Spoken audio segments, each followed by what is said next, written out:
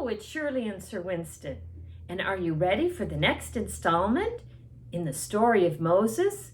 When we left him, he was in the desert, and God had provided for him and the Israelites by giving them food and water and protecting them from some of the neighboring tribes. So let's find out what's going to happen this week. 3 months after the Israelites left Egypt, they came to the desert of Sinai, and they camped at the desert at the foot of the mountain.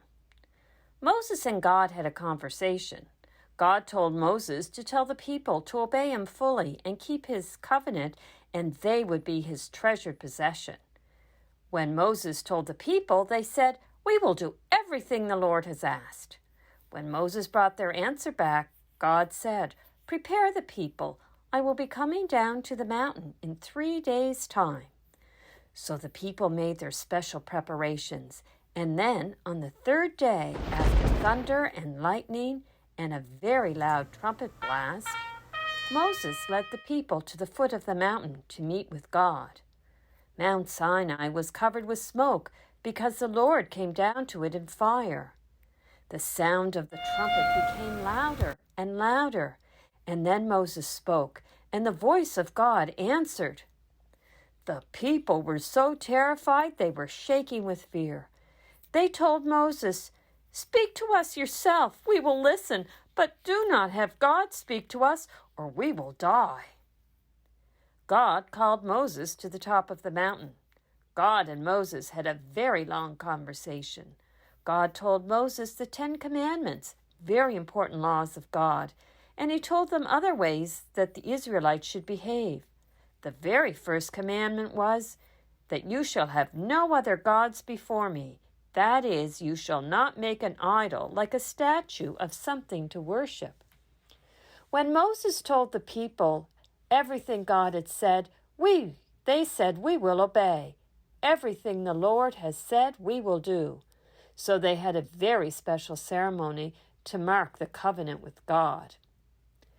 God told Moses, "Come up to the mountain and stay here, and I will give you tablets of stone with the laws and commandments written upon them."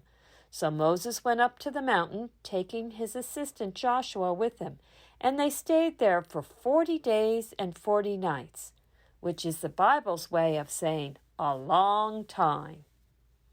Meanwhile, back at the camp, the people gathered around Aaron and said, "Make us gods who will go before us. As for that fellow Moses who brought us out of Egypt, well, we don't know what happened to him." Aaron told them, "Take off your gold earrings and bring them to me." They did, and Aaron took out what they gave him and made it into a golden calf. The people said, "Here are our gods that brought us out of Egypt." Aaron put an altar in front of the calf and said, "Tomorrow there will be a festival to the Lord." So the next day the people presented offerings, and they ate and drank and started to have a bit of a party.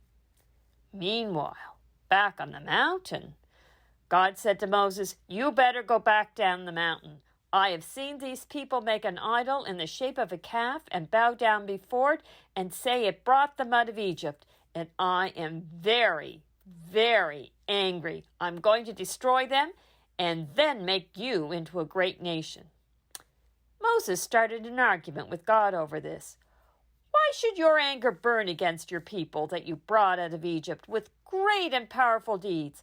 Why, the Egyptians would say their God took them away from us to kill them and wipe them from the face of the earth."